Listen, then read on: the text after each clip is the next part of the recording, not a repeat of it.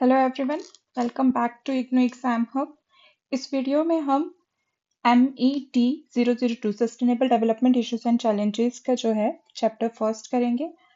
अगर आपको ये वीडियो पसंद आई तो please like, share and subscribe IGNOU exam hub. इस वीडियो को एंड तक ज़रूर देखिएगा। So chapter 1 is introduction to sustainable development. Let's start. What is sustainable development? Sustainable development क्या होती है? पर the question is sustainable development शुरू क्यों हुई? सस्टेनेबल डेवलपमेंट एक मल्टी डायमेंशनल कॉन्सेप्ट है जो बहुत सारे डायमेंशंस को कवर करता है। ठीक है, उसके बाद ये शुरू क्यों हुई? क्योंकि जैसे जैसे इंडस्ट्रियलाइजेशन होने लगी तो इंडस्ट्रीज बनने लगी तो हमें इंडस्ट्रीज जब भी चाहिए होती है उसके लिए हमें कुछ भी काम करना हो तो क्या चाहिए होता है? Raw material. और रॉ मटेरियल हमारा आता कहाँ से है? नेचुरल रिसोर्सेज से। नेचुरल रिसोर्सेज का ज्यादा से ज्यादा क्या शुरू हो गया? डिप्लीशन। जब ये शुरू हुआ तो इसके बाद जो है इंडस्ट्रियलाइजेशन की वजह से जब नेचुरल रिसोर्सेज का डिप्लीशन हुआ तो लोगों को समझ उससे क्या होने लगा? हमारे इन्वायरमेंट कंसर्न्स होने लगे। जब इन्वायरमेंट कंसर्न्स होने लगे, इन्वायरमेंट इश्यूज होने लगे, तब जाके वर्ल्ड लेवल पे ये समझ आया कि हमें अपनी जो रिसोर्सेज हैं उनको बहुत ही ज्यादा अच्छे से यूज करना चाहिए। हमें सिर्फ इकोनॉमिक प्रोग्रेस को ही नहीं बल्कि हमें इकोलॉजिकल प्रोग्रेस को भी साथ लेके चलना है। तो हमें उन दोनों के बीच में क्या करना है? बैलेंस बनाना है। इकोनॉमिक प्रोग्रेस और इकोलॉजी के बीच में एक बैलेंस बनाना है। और हमें जो भी काम करना है वो लिमिट्स में रह के, हमें इकोनॉमी उतनी ही प्रोग्रेस करनी है जितनी इकोलॉजी जो है उसको करवा सके, एक लिमिट में रह के करनी है। ठीक है, अब इसी के चलते फिर क्या होने लगा? अप्रोच स्ट्रेसेस, यही अप्रोच जब है आने लगी तो उसके बाद इक्विटी, ग्रास रूट पार्टिसिपेशन, जो लोग ग्रास रूट पे होते हैं उनको इसमें इकोलॉजी में लेके आइए, लॉन्ग टर्म प्लानिंग करिए, सस्टेनेबल डेवलपमेंट की टेक्नोलॉजीज का यूज करिए ताकि जो है एनर्जी और रिसोर्सेज पे लोड जो है वो थोड़ा कम हो सके। ओके, अब इसके सबसे बड़ी बात यह है कि हमें सोशल, इकोनॉमिक, इन्वायरमेंटल गोल्स को सबको एक साथ करके सस्टेनेबल डेवलपमेंट जो है वो करनी है ताकि हमारा जो इकोलॉजिकल लॉस है वो कम हो सके। ठीक है, उसके बाद हम प्रमोट कर सके क्या? कलेक्टिव एंड्योरिंग वेलबींग, सबकी वेलबींग, जित पूरे वर्ल्ड की wellbeing, but keeping in mind कि हमें इकोलॉजी को भी जो है सस्टेन करना है।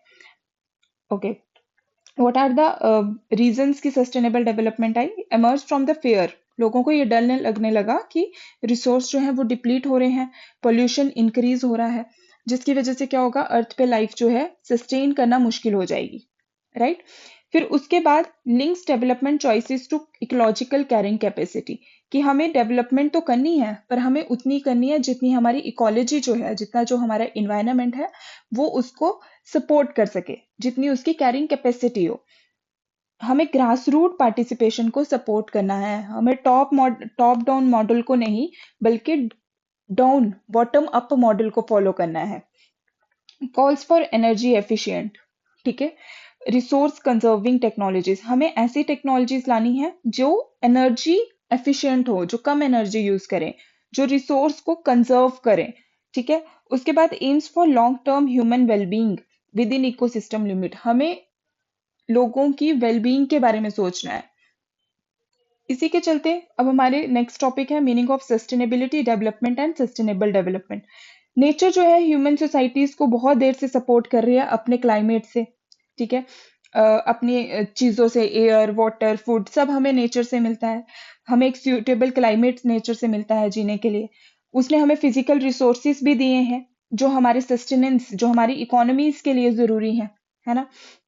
नेचर ने हमें सपोर्ट किया है, उसने हमारी लाइफ को अर्थ पे मेंटेन किया है। कब से? सिंस टाइम इमेमोरियल, हमें पता भी नहीं है, हम उसको काउंट भी नहीं कर सकते। ठीक है, should continue to do so in the future, और वो ये करना भी चाहती है, ये होना भी चाहिए, फ्यूचर में भी होना चाहिए। लेकिन हमारी ह्यूमन एंथ्रोपोजेनिक एक्टिविटीज की वजह से हमने क्या किया है?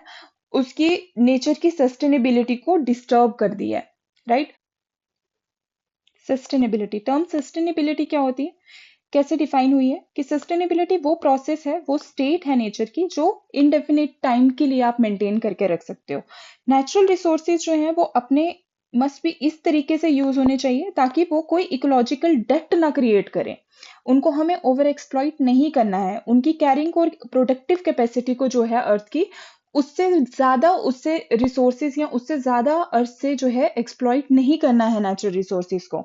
मिनिमम नेसेसरी कंडीशन ये है सस्टेनेबिलिटी को मेंटेन करने की, कि आपको उसका जो अभी आपके पास नेचुरल कैपिटल स्टॉक है इस टाइम पे, या तो उसको उसके लेवल पे मेंटेन करके रखिए या उससे एक कदम ऊपर, एक स्टेप ऊपर मेंटेन करके रखिए। ठीक है।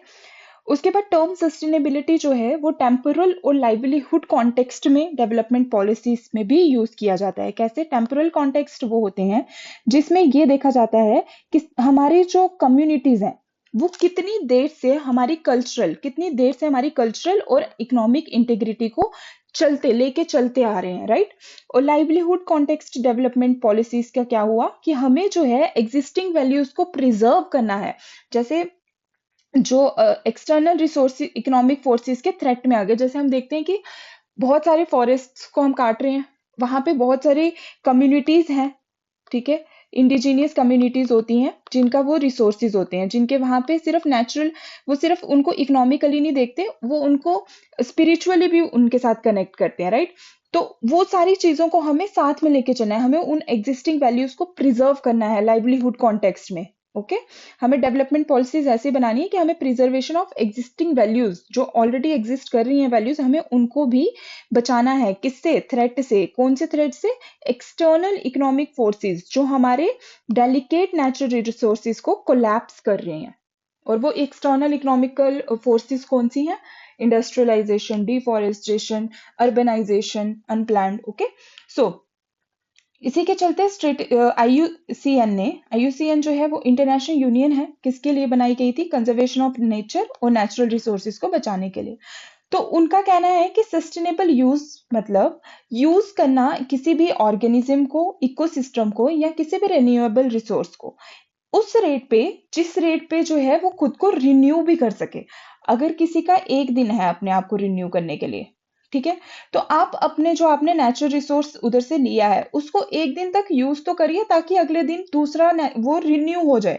आप उसको 15 मिनट्स में कंज्यूम कर रहे हो और नेक्स्ट जाके नेक्स्ट एक्सप्लॉइट कर रहे हो, नेक्स्ट नेचुरल रिसोर्स वहां से निकाल के ला रहे हो। तो ऐसे ही अगर आप एक दिन में कितने सारे नेचुरल रिसोर्सेज ले आओगे, राइट, तो वो तो रिन्यू हुआ ही नहीं। अगर वो रिन्यू नहीं हुआ तो इसका मतलब आप क्या कर रहे हो? उसको खत्म करने के पीछे भाग रहे हो, है ना। So economist Herman Daly, he was an economist, very important, आपके क्वेश्चंस भी आते हैं इससे, हैज ऑफर्ड स्पेसिफिकेशन कि आपको सस्टेनेबिलिटी कैसे मेंटेन करनी है, ये हरमन डेली ने सिखाया। उन्होंने कहा कि अगर आपको रिन्यूएबल रिसोर्सेज उस तरीके से यूज करने हैं कि वो उसके रीजेनरेशन रेट को एक्सीड ना करे। अगर किसी को एक दिन लगता है, 1 डे लगता है अपने आप को रीजेनरेट करने के लिए, और आपने वो रिसोर्स ले लिया है, ठीक है, आपने एक रिसोर्स एक्सट्रैक्ट कर लिया है जिसको एक दिन लग रहा है रीजेनरेट करने के लिए, तो इस रिसोर्स को चलाइए, 1.5 दिन तो चलाइए, ताकि वो एक दिन में दोबारा से खुद को रीजेनरेट कर सके, राइट। आप ये मत करिए कि आधे दिन में खत्म किया और दूसरा रिसोर्स जाके कंज्यूम कर लिया, दूसरा रिसोर्स किया तो ये वाला जिसको एक दिन लगता था ये तो रह गया ना, ये तो एक्सप्लॉइट कर दिया आपने, ओवर एक्सप्लॉइटेशन हो गई रिसोर्स की, राइट। सो ये उन्होंने कहा कि रीजनरेशन रेट जो है यूज ऑफ रिन्यूएबल रिसोर्स का यूज जो है, इट शुड नॉट एक्सीड, ये किससे? रीजनरेशन रेट से कम होना चाहिए, इट शुड बी लेस, ठीक है। Rate of the use of non renewable resource should not exceed rate of development of renewable substitute. अगर आपका कोई non renewable resource of energy है, ठीक है, जैसे फॉसिल फ्यूल्स, राइट, और आप आजकल देख रहे हो कि फॉसिल फ्यूल्स की जगह हम क्या यूज कर रहे हैं? Solar energy, wind energy, tidal energy. तो ये क्या है? ये सब्सटीट्यूट है इसके, नॉन रिन्यूएबल रिसोर्स के, ठीक है। तो वो कह रहे हैं कि आपके नॉन रिन्यूएबल रिसोर्स जो हैं वो उतना ही यूज करिए कि जो उसके सब्सटीट्यूट हैं उनके रीजनरेशन रेट से कम रहे, ठीक है। It should not exceed rates of development of renewable substitutes, renewable जो खुद को दोबारा से क्रिएट कर सके, उनसे कम होना चाहिए। Then rate of pollution emission जो है, इट शुड नॉट एक्सीड, कि यहां से होता है, इसको बोलते हैं कार्बन सोर्स, ठीक है, यहां से निकल रहा है पोल्यूशन, ठीक है, ये कोई भी जगह हो सकती है। अब आपके पास एक ऐसा सिंक भी होना चाहिए जहां पे ये पोल्यूशन जो है वापस आ जाए। तो ये जो सोर्स है ये आपका कम होना चाहिए, it should be less than sink, कि सिंक जहां पे वो डूब मतलब जहां पे वो एब्जॉर्ब हो सके। सो बोल रहे हैं कि जो आपके एमिशन है पोल्यूशन का वो कम होना चाहिए, इन्वायरमेंट की एसिमिलेटिव कैपेसिटी, उसको एब्जॉर्ब करने की कैपेसिटी से कम होना चाहिए एमिशन, ठीक है, पोल्यूशन का। Next is development. Term development means the social and economic improvement in a broad sense. Broad sense में हम ये बोलते हैं कि socially और economically कैसे improve किया जा रहा है, that is development. It is needed to create what? Opportunities, prosperity and choices. Opportunity, prosperity और चॉइसेस क्रिएट करती है किसके लिए? सारे इनहेबिटेंट्स के लिए वर्ल्ड में। और इट मस्ट प्रोसीड इन अ वे, एक इस तरीके से प्रोसीड होनी चाहिए that leave choices available for future generation also, कि आप ऐसे प्रोसीड होने चाहिए कि जो फ्यूचर जनरेशन है उनके लिए भी चॉइसेस हो। हमारे लिए तो चॉइसेस हैं कि हम ये चीज यूज करें कि दूसरी चीज यूज करें, लेकिन आप एक चीज इतनी ज्यादा यूज कर लो कि वो बचे ही नहीं दूसरी जनरेशन के लिए एज अ चॉइस, तो दैट इज ऑल्सो रॉन्ग, है ना। So it refers to a holistic growth of the human. Human तो ग्रो करे लेकिन कैसे? नेचुरल इन्वायरमेंट को ध्यान में रखते हुए, टूवर्ड्स ऑटोनॉमी एंड फ्रीडम, ठीक है।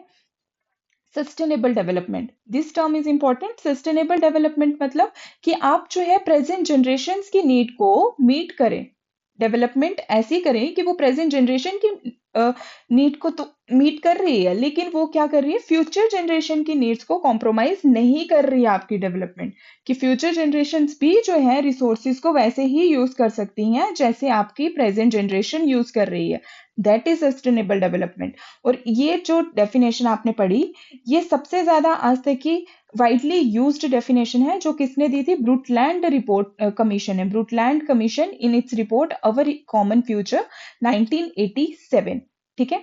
सिंस देन बहुत सारी इंटरप्रिटेशन आई हैं सस्टेनेबल डेवलपमेंट की, जैसे improving the quality of human life while living in with in the carrying capacity of the supporting ecosystem, कि आप सस्टेनेबल डेवलपमेंट ऐसे करिए कि वो इकोसिस्टम की कैरिंग कैपेसिटी में हो, ठीक है। उसके बाद इकोनॉमिक ग्रोथ जो है वो provides fairness and opportunity for all people, की इकोनॉमिक ग्रोथ जो है वो सब लोगों के लिए फेयरनेस और अपॉर्चुनिटी लाए, not just the privileged few, सिर्फ जो कुछ लोग हैं उन्हीं को नहीं उससे इकोनॉमिक ग्रोथ से फायदा हो, without further destroying the world's finite natural resources and carrying capacity. आप इकोनॉमिक को ग्रो करिए और वो सबके लिए अपॉर्चुनिटीज लाएं, कुछ ही लोगों के लिए नहीं, और साथ में वो नेचुरल रिसोर्सेज को जो हमारी कैरिंग कैपेसिटी है अर्थ की, उसको भी डिस्ट्रॉय नहीं करे, ठीक है। Sustainable development comprises of economic and social development that protect and enhance the natural environment and social equity. Sustainable development जो है वो क्या क्या होता है उसमें? इकोनॉमिक और सोशली क्या होती है? डेवलपमेंट होती है, ठीक है। और वो प्रोटेक्ट करते हैं और नेचुरल इन्वायरमेंट को क्या करते हैं? एनहांस करते हैं। और सोशल इक्विटी मतलब सबको जो है इक्वली अपॉर्चुनिटीज भी मिलती हैं सस्टेनेबल डेवलपमेंट करोगे अगर आप। सो सस्टेनेबल डेवलपमेंट क्या करता है? It focuses on what? It focuses on a relationship between humans और environment। तो सस्टेनेबल डेवलपमेंट फोकस करता है रिलेशनशिप पे, किसके बीच में? ह्यूमन और इन्वायरमेंट के बीच में जो है एक रिलेशनशिप है, हमें इसको मेंटेन करके रखना है। और हमें ये करना है कि ह्यूमंस जो है वो डेवलपमेंट को पुश नहीं कर सकते अगेंस्ट नेचर, नेचर के अगेंस्ट जाके, क्योंकि एंड में अगर हम देखें तो it is always nature which is going to win, nature ही जीतती है। अगर हम ह्यूमंस जो है डेवलपमेंट को पुश करेंगे नेचर के अगेंस्ट जाके तो नेचर जीतेगी। एग्जाम्पल लैंडस्लाइड्स हिमालयन रीजन्स में, ठीक है। डेवलपमेंट, रोड, रोड को डेवलप करते हैं तो पहाड़ काटते हैं, और हमने उसका देखा है कि नेचर अपना फ्यूरी कैसे दिखाती है फिर? लैंडस्लाइड्स, ठीक है। Objectives of sustainable development, what are the objectives? Very important question.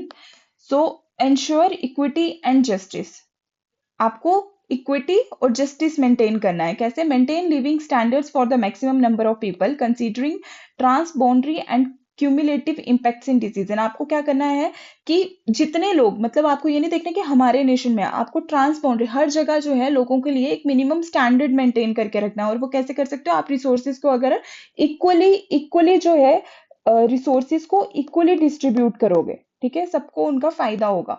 Then conserve natural resources, protect land, water, forest, biodiversity from misuse and wasteful consumption. आपको जो है नेचुरल रिसोर्सेज को बचाना है, और वो आप कैसे बचा सकते हो? आप लैंड, वाटर, फॉरेस्ट, बायोडाइवर्सिटी, इन सबको जो है मिसयूज से बचाना है, और आपको इनके वेस्टफुल कंजप्शन को जो है वो कम करना है।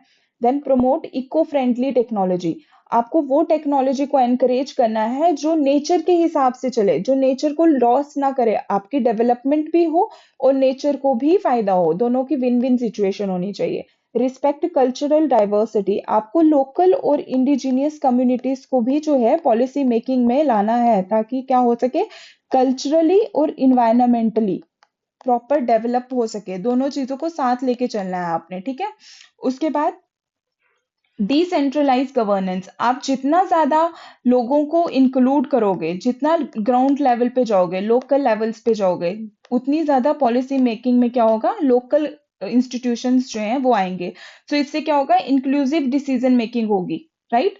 तो वो आपको लोकल प्रॉब्लम्स बता सकते हैं नेचर के, और उनके पास लोकल सॉल्यूशन हो सकते हैं जो हेल्प कर सकता है किसमें, नेचर को प्रोटेक्ट करने में, ठीक है।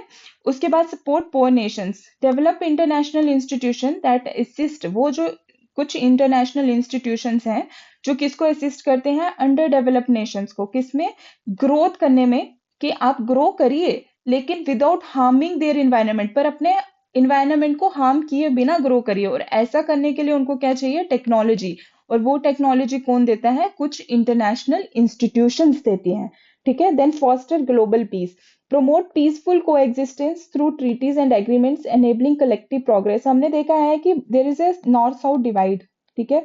नॉर्थ वाले कहते हैं कि सॉरी साउथ साउथ वाले कहते हैं it's a non industrialise states जो हैं वर्ल्ड में, वो कहते हैं कि साउथ नॉर्थ ने तो यूज कर लिया है नेचुरल रिसोर्सेज को, इंडस्ट्रियलाइजेशन वहां पहले हुई है, तो अब हमें भी करने दो। तो इसकी वजह से क्या रहता है, हमेशा उनके बीच में कॉन्फ्लिक्ट रहता है। सो उस कॉन्फ्लिक्ट को खत्म करने के लिए बहुत सारी ट्रीटीज और एग्रीमेंट्स हुए हैं, जो हम आगे पढ़ेंगे। बहुत सारे ट्रीटीज और एग्रीमेंट्स हुए हैं ताकि ये कॉन्फ्लिक्ट जो है खत्म हो जाए। सो वही बोला है कि ये किस काम होता है, फॉस्टर ग्लोबल पीस, हमें ग्लोबल पीस की तरफ जाना है, हमें को एग्जिस्ट करना है, लेकिन कैसा, पीसफुली को एग्जिस्ट करना है। और वो हम कैसे कर सकते हैं, ट्रीटीज और एग्रीमेंट्स के साथ, जिससे हम ये इंश्योर करेंगे कि सारे जो हैं वो इकट्ठे प्रोग्रेस करें, ठीक है। सो sustainable development is a value based evolving process that integrates social, economic, cultural और इन्वायरमेंट, ये सारों को क्या करता है, प्लस, ठीक है, सारे कंसर्न्स को लेके चलता है। और इसको हमें सॉल्व करना है ताकि हमारा long term global wellbeing maintain हो सके, राइट। ओके, सो नेक्स्ट जो टॉपिक है इसमें, that is critics of growth model.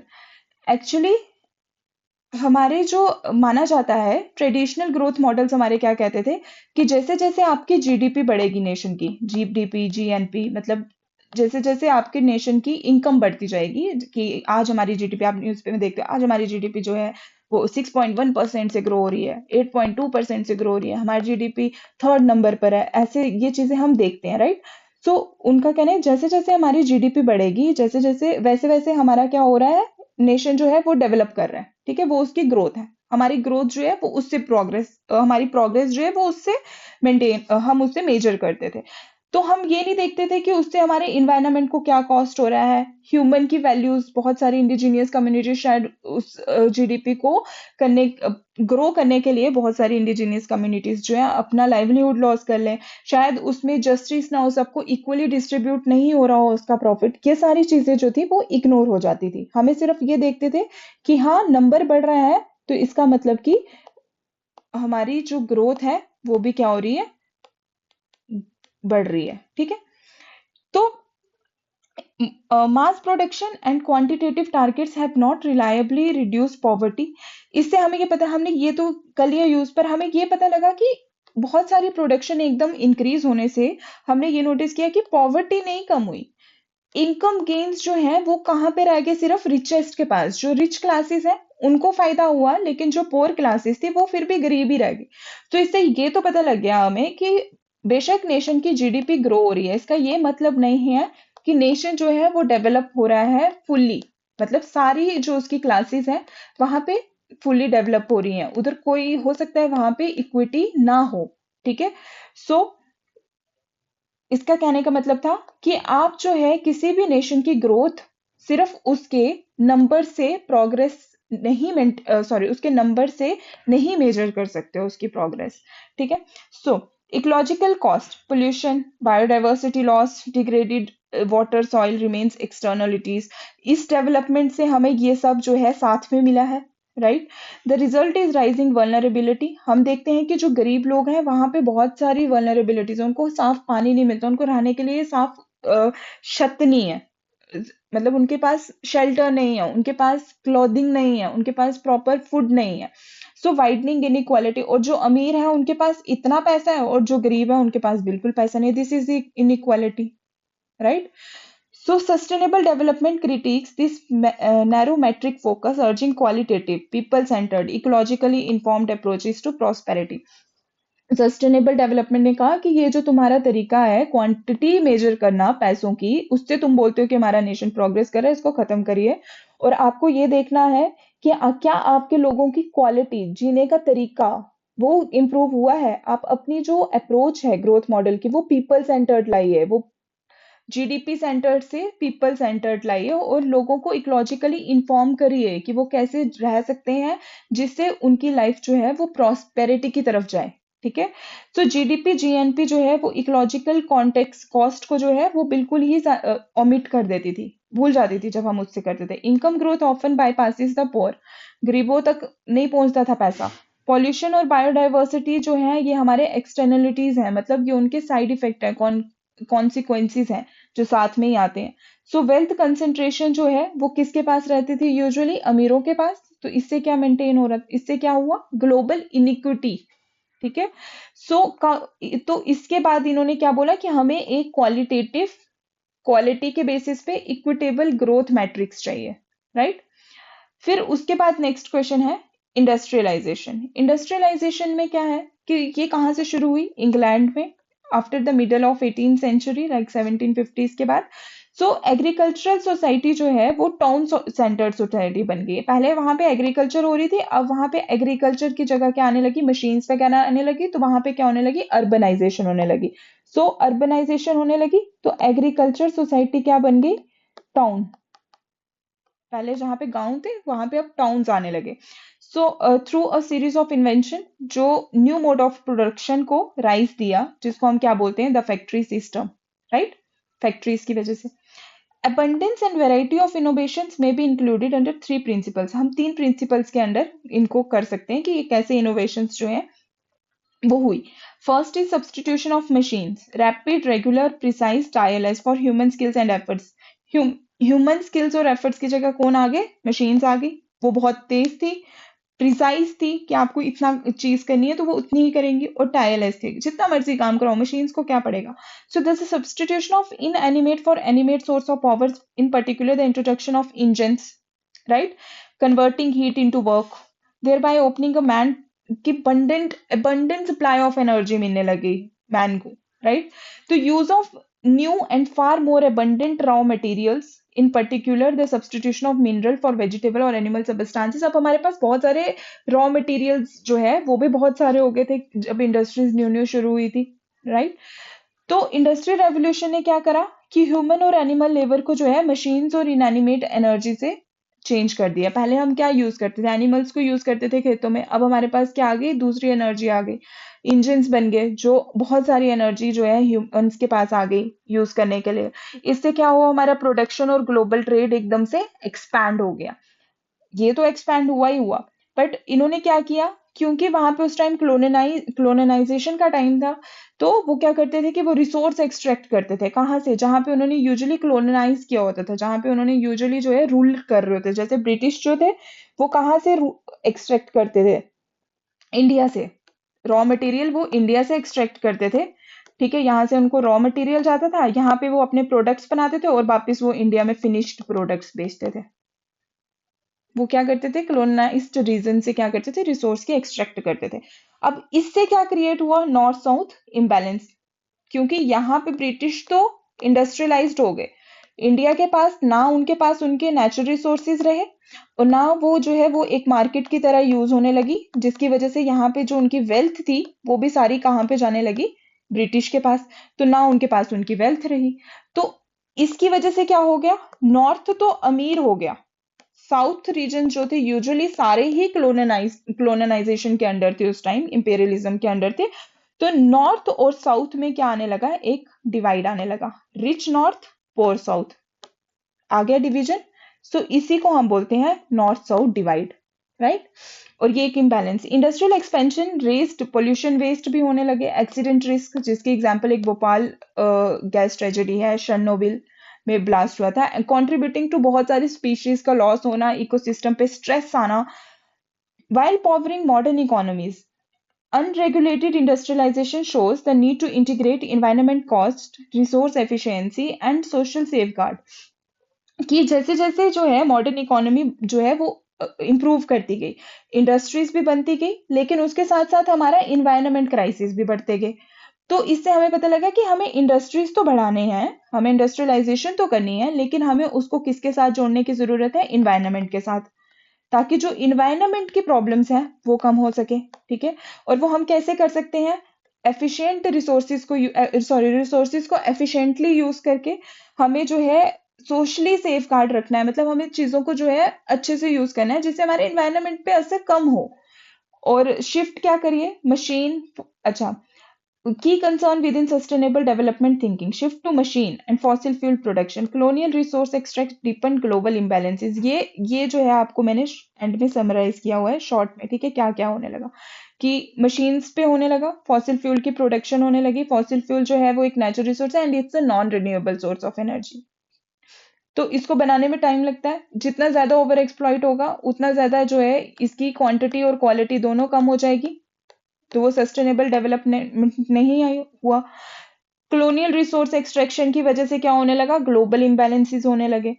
उसके बाद high pollution, waste, industrial disaster, ये तो ये साथ में ही लाता है इंडस्ट्रियलाइजेशन। बायोडाइवर्सिटी जो है वो लिंक की गई किसके साथ, biodiversity loss, health harms, sustainability demand, clearer production और सेफ गार्ड्स, की प्रॉपर प्रोडक्शन कीजिए और प्रॉपर सेफगार्ड को यूज करिए सोशली इन्वायरमेंटली, जिससे जो है आपका ग्रोथ भी हो, लेकिन वो सस्टेनेबल ग्रोथ हो। रिसोर्सेज अगर आप यूज कर रहे हैं तो उनको ओवर एक्सप्लॉइट मत करिए, नॉन रिन्यूएबल रिसोर्सेज की जगह रिन्यूएबल रिसोर्सेज की तरफ चलिए। सस्टेनेबिलिटी कैसे मेंटेन होगी, यहाँ पे हमने अभी पढ़ा ये, ठीक है। उसके बाद नेक्स्ट है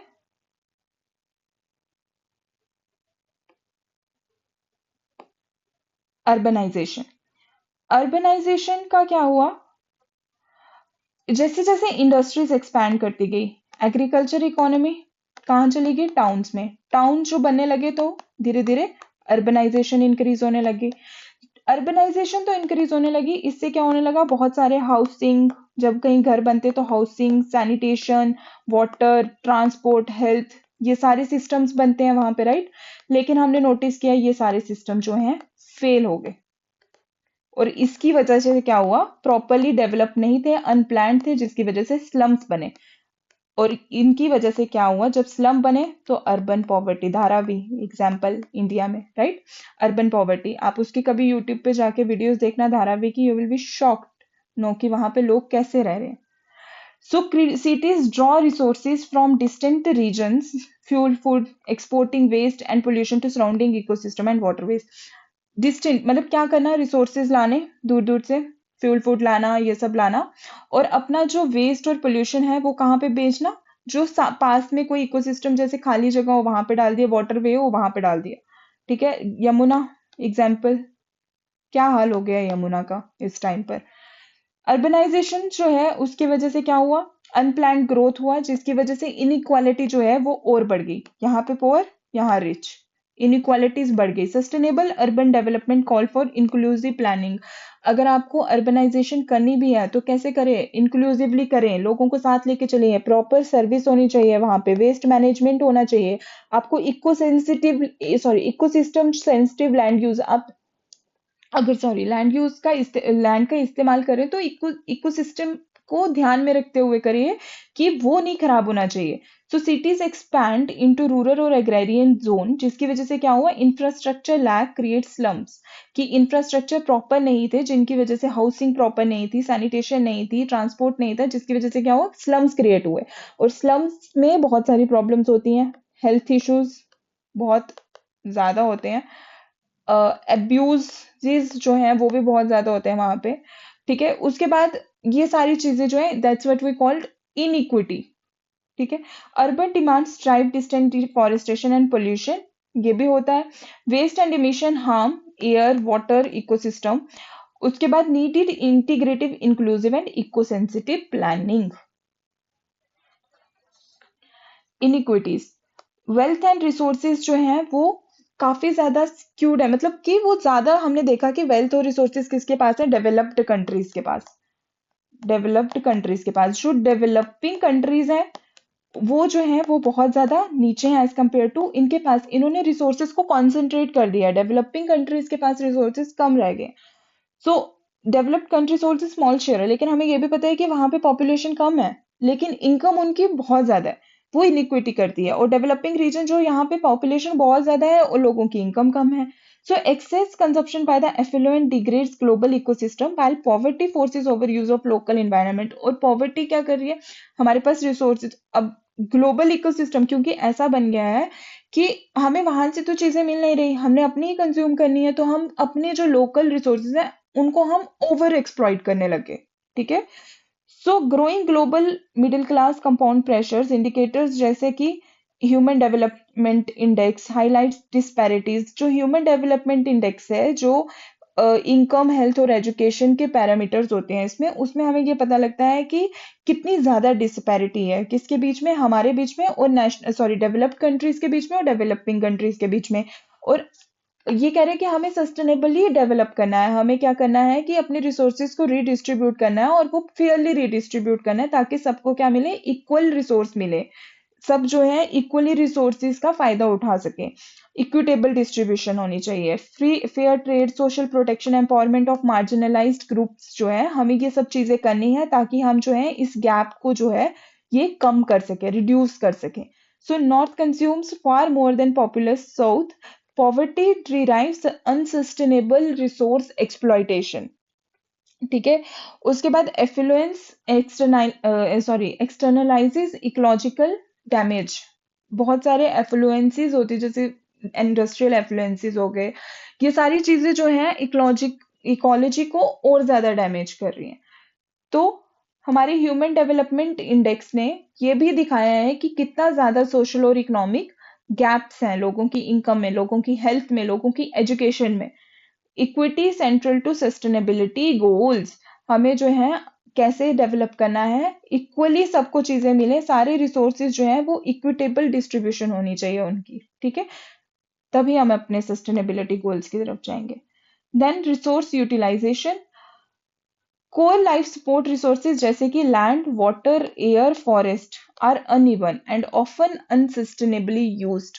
एक तो ये अनइवन है और ये अनसस्टेनेबली जो है यूज किए जाते हैं। Industrialised nation consume far beyond their population share and emit large quantity of pollutants. Industrialised Nations जो हैं वो अपनी पॉपुलेशन उनके पास लगा लो 100 बंदों की है, लेकिन वो यूज कर रहे हैं लाख बंदे का रिसोर्स।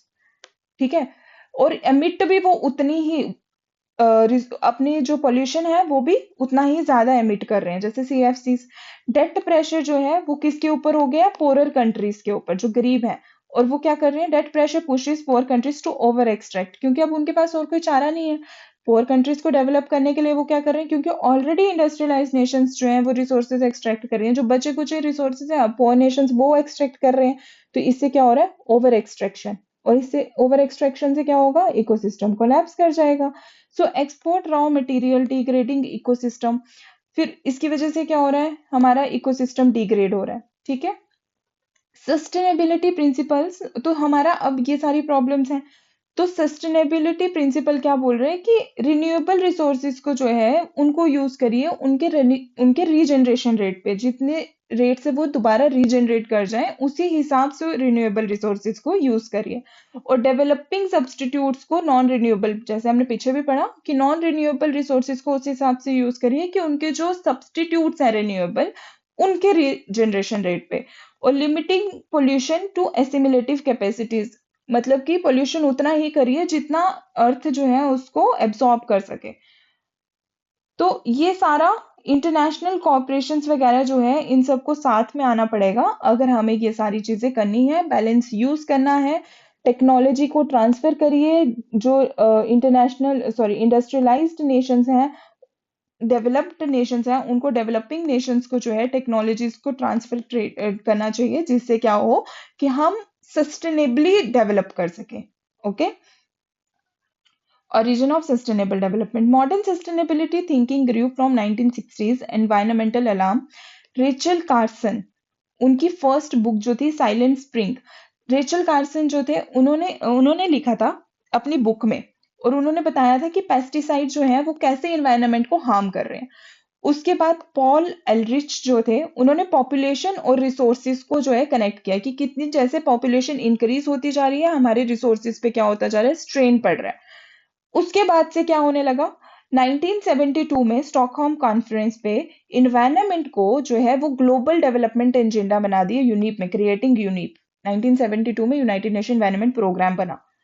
उसके बाद से हमारा जो सस्टेनेबल डेवलपमेंट जो है ये ग्लोबली जो है इस पे बात होने लग गई। ठीक है। 1987 में फिर क्या आया, ब्रूटलैंड रिपोर्ट आई जिसमें सस्टेनेबल डेवलपमेंट की क्या आ गई, अवर कॉमन फ्यूचर, हमने पीछे भी पढ़ा। तो इसके बाद क्या हुआ, सस्टेनेबल डेवलपमेंट की उसमें डेफिनेशन इंट्रोड्यूस हो गई। राइट। 1992 में रियो अर्थ समिट हुई, उसके बाद ये सारी समिट्स हम बाद में पढ़ेंगे। 19 और फिर जॉन्सबर्ग 2002 जिसने क्या किया, पार्टिसिपेशन और इम्प्लीमेंटेशन को इंप्रूव किया। Rio Earth Summit is about conservation of natural resources only. ये एक टाइमलाइन है। Okay. Definition and global dimensions. Next topic is definition and global dimensions. Global processes refine sustainability into an integrated framework, linking environment, economy and society. Sustainability को क्या किया उन्होंने, जोड़ दिया किसके साथ, environment को, economy को और society को साथ में लिया। ब्रूटलैंड की डेफिनेशन जो थी उसमें दो आइडियाज थे कि आपको जो पोर है उनकी नीड्स को तो प्रायोरिट करना ही है, लेकिन आपको limits impose by technology, social organization और इकोसिस्टम, कि आपको कैसे डेवलप करना है कि इकोसिस्टम भी जो है वो भी खराब नहीं होना चाहिए। क्वालिटी प्लस क्वांटिटी दोनों को मेंटेन करिए। तो रियो 1992 प्रोड्यूस्ड मेजर इंस्ट्रूमेंट्स जैसे कि CCC, climate change convention, biodiversity convention, फिर उसके बाद forest principal, Rio declaration, agenda 21, ये सारे जो हैं ये सारे एग्रीमेंट्स हैं। और ये किस में हुआ था, रियो समिट में, रियो अर्थ समिट में 1992 में। ये सारे जो है इन सारे एजेंडास का क्या काम है, ये प्रमोट करते हैं नेशनल सॉवरेनिटी को और ग्लोबल कोऑपरेशन को, कि सारी नेशंस की अपनी अपनी फ्रीडम होनी चाहिए और साथ में प्लस उनको ग्लोबली भी कोऑपरेट करके चलना है, जिससे क्या हो, इन्वायरमेंट भी जो है वो भी स्टेबल रहे। लेटर इन ही समिट्स में उन्हें लगा कि जो बायोडाइवर्सिटी है, ओशंस हैं, लोकल है, इन सबको क्या आपको पार्टिसिपेशन इंक्रीज करनी है इन सब चीजों को बचाने के लिए। Right.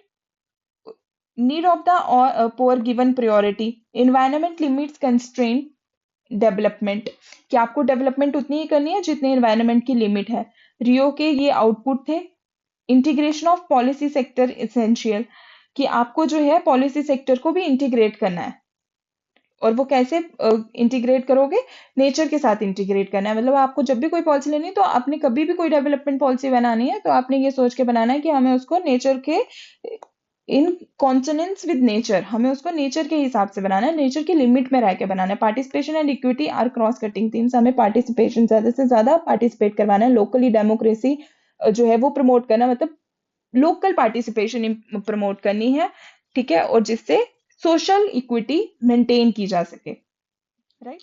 Next topic is sustainable versus non sustainable activities. Sustainable activities क्या हो सकती हैं? अब खुद सोचिए कि हमें जो है वो मटेरियल्स का यूज करना है जिससे हमारे नेचुरल रिसोर्सेज पे कम अफेक्ट हो।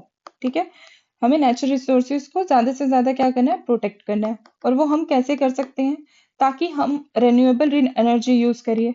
ठीक है, आप ह्यूमन पोटेंशियल को नर्चर करिए। आप जो है शॉर्ट टर्म ग्रोथ को ना सोच के लॉन्ग टर्म ग्रोथ के बारे में सोचिए। आप बायोडाइवर्सिटी को कंजर्व करिए। आप अपने वेस्ट को जो है कम से कम करिए। R3 का यूज करिए, recycle, reuse, regenerate. Then operate within ecological thresholds. जितना आपकी अर्थ की कैपेसिटी है आपकी चीजों को मेंटेन करने की, उतने में ही आप रहिए। नॉन सस्टेनेबल एक्टिविटीज कौन सी हो सकती हैं? जो आपके रिसोर्सेज को डिप्लीट करें फास्टर देन रिन्यूअल। अगर आप जो है जो उसकी रिजनरेशन कैपेसिटी है रिन्यूएबल रिसोर्सेज की बनने की, आप उससे ज्यादा उसको जल्दी यूज करिए, that is non sustainable activity. आप जो है रिकवरी से ज्यादा पोल्यूशन करिए, एसिमिलेशन से ज्यादा पोल्यूशन हो अगर आपका, that is non sustainable. Erode soil forest erosion, फिर उसके बाद स्पीशीज का लॉस, ये सारी क्या है? नॉन सस्टेनेबल एक्टिविटीज हैं।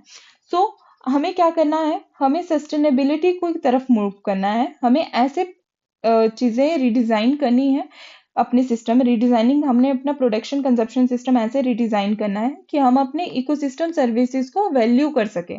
हम ये इंश्योर कर सके कि हमारे जो सोशल जस्टिस है, सारों को इक्वली चीजें जो है, नेचुरल रिसोर्सेज जो है वो इक्वली मिल रही है, इक्वल डिस्ट्रीब्यूशन हो रही है उनकी, राइट? सो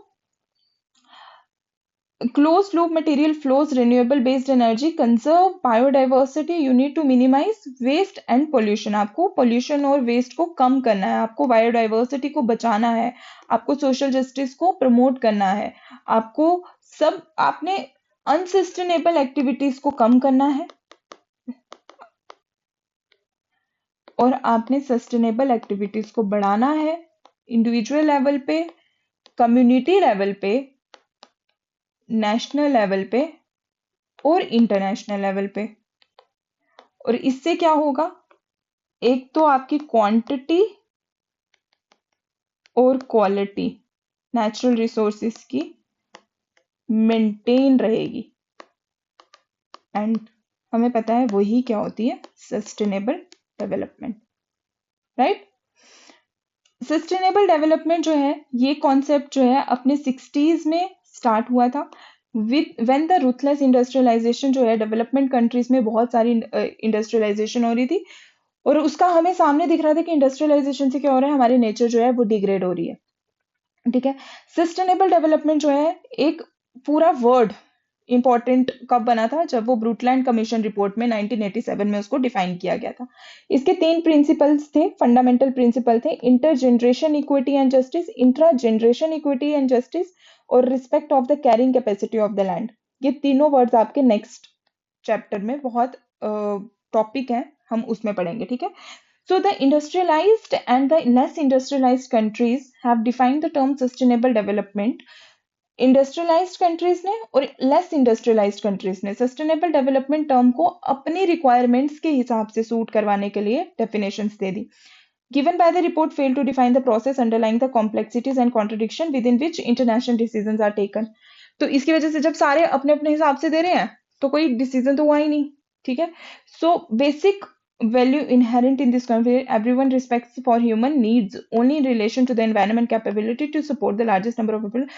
कि इसका यही कहना है कि आप जो है इस हिसाब से लोगों को, इस हिसाब से लोगों की नीड्स को रिस्पेक्ट करिए कि आप इन्वायरमेंट के हिसाब से चलिए। आप लोगों की नीड्स तो पूरी करिए लेकिन इन्वायरमेंट को ध्यान में रखते हुए करिए, ताकि आप जो है लार्जेस्ट नंबर ऑफ पीपल को सस्टेन कर सके टाइम अर्थ पर और लॉन्गेस्ट टाइम के लिए। ये नहीं कि 2 दिन के लिए नहीं करना ना आपको कि जो मन करा वो करिए, 2 दिन के लिए तो नहीं करना आपको, ये मिलियन ऑफ ईयर्स के लिए लाइफ सस्टेन करनी है अर्थ पे। तो उस हिसाब से ही नेचुरल रिसोर्सेज को कंज्यूम करिए। Thank you so much for watching. अगर आपको ये चैप्टर पसंद आया तो सस्टेनेबल डेवलपमेंट की तरफ जाइए। आप भी इंडिविजुअल लेवल पे ही करना चाहिए सबको। ज्यादा से ज्यादा हम क्या ही कर सकते हैं, ज्यादा से ज्यादा पेड़ लगा सकते हैं, ट्रीज, राइट? और thank you for watching this video. अगर आपको ये चैप्टर पसंद आया तो Please like, share, and subscribe to my channel. Thank you so much for watching. And if you like this video, please like, share, and subscribe my channel, IGNOU Exam Hub. Thank you.